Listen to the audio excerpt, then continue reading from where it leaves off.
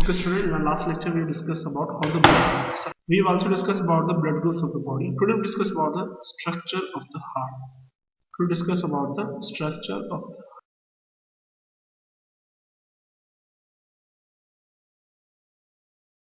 Before starting the structure of heart, first I will deal about the working of a heart. We know that the basic function of the heart is to pump the blood.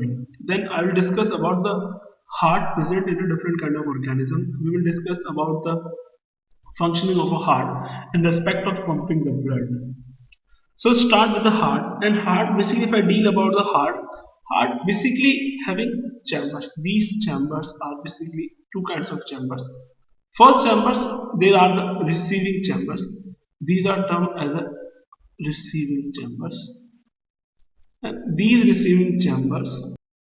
And the second one, these are the pumping chamber. These are the pumping chambers.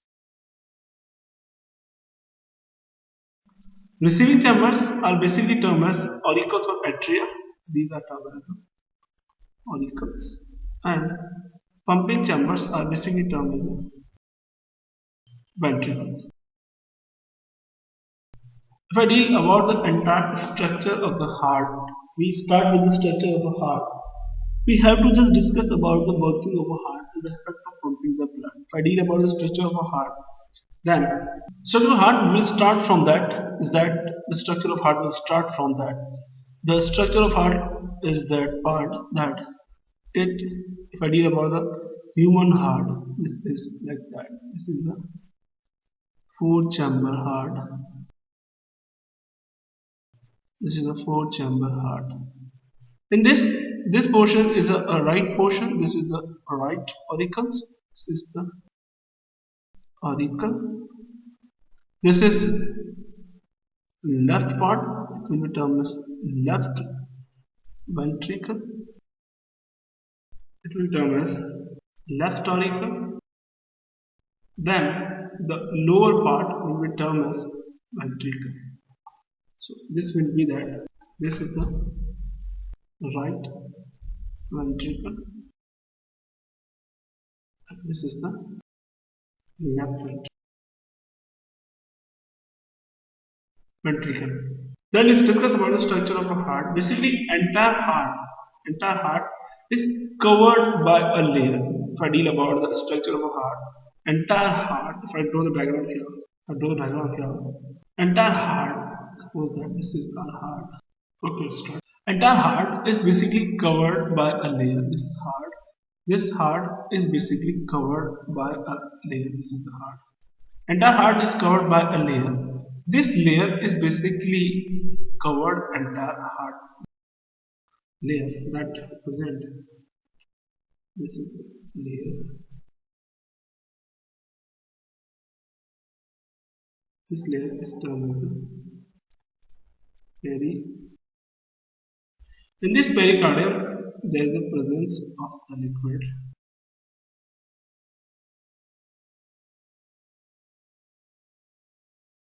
This presence of the liquid is termed as a pericardial fluid. Pericardial fluid. Then the separation of this separation is basically termed as interauricular septa. This separation is termed as interventricular.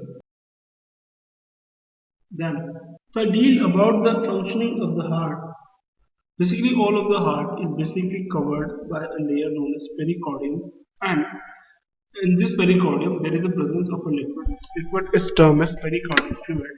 Both of the auricles having a partition between two auricles. These two auricle partition is known as interauricular septa, and the septa between two ventricles is known as interventricular. Then entire of the heart having muscles. These muscles are basically working for the pumping of a heart. They basically generate the heartbeat. And due to the presence of a heartbeat, we know that heart will generate the beat. Then if I deal about again the structure of a heart, we know that from the entire body, from the entire body, the impure blood will be carried by two major veins. These will be two major veins. And these two major veins are basically termed as, this one is superior vena cava, superior vena cava, and the second one is termed as inferior vena cava, inferior. These two will pour the blood inside the, basically these will drop the blood. This blood is basically purple in color. These are like that. These are purple in color. And basically these blood are deoxygenated blood. This is the deoxygenated blood which is coming from the entire part of the body. We have already discussed about the veins working. This is major two veins. And parallelly, parallelly from the parallelly from the lungs, there are again the two major arteries. Two pulmonary vein will come. Two pulmonary vein. Two pulmonary vein will come. Pulmonary vein will come. It will coming from lungs.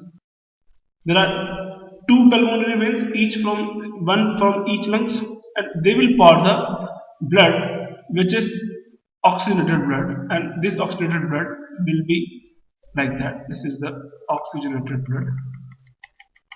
This oxygenated blood. This oxygenated blood is there. So the parallelly both of the auricles will fill. Right auricle will be filled with the deoxygenated blood, and left auricle will be filled with the oxygenated blood, which is coming from the lungs. Then from the right auricle, when they contract, when the auricles will contract, the blood from the right auricle will move to the right ventricle. Then blood will move to the ventricle. When they contract, when this auricle will contract, it will move to the ventricles. And when these left auricles will contract, the blood will move to the left ventricles. So initially when the both of the auricles will fill up, then from the auricles, when they contract, the blood will move to the ventricles, and then from the ventricles they will move to the respective parts. And if I deal about the system of working, how the blood will move to the entire body system, then I deal about the structure. Then when the ventricles, these two ventricles that I mentioned here, when these two ventricles, these two are, when these two are become contract, when they contract, from the left ventricle, the blood will move to the, this is the blood will move to the, this is, suppose that I draw here the, suppose that I draw artery here, this is the artery, suppose that this is the artery, and this is the blood which is going to the different organ.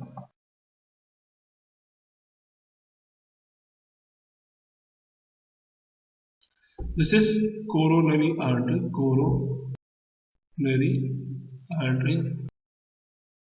Then from here the blood will move to the different organs. Suppose that this is the organs, and from the, if I deal about from the right ventricle, if I deal about from the right ventricle, from the right ventricle the blood will move to the lungs. From here the blood will move to the lungs. From here the blood will move to the lungs. From here the blood will move to the lungs, and this pipe basically having the deoxygenated blood. This is deoxygenated blood. This is basically the pulmonary artery. So if I deal about the entire system, that from the, when the blood will reach to the organs, blood will reach to the organs with color of red. Then from the organs, they work complete. Then when they complete the work, from the organs, the blood will, organs, the two major veins will collect. And from here the blood is again move to the right auricle. So this is the simple working of the heart in respect of structure.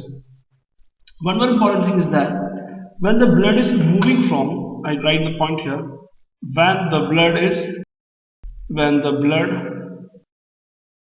is moving from auricle to ventricle, from is moving from blood is moving from auricle to ventricle, auricle to ventricle, there is chance of backflow. There is a chance.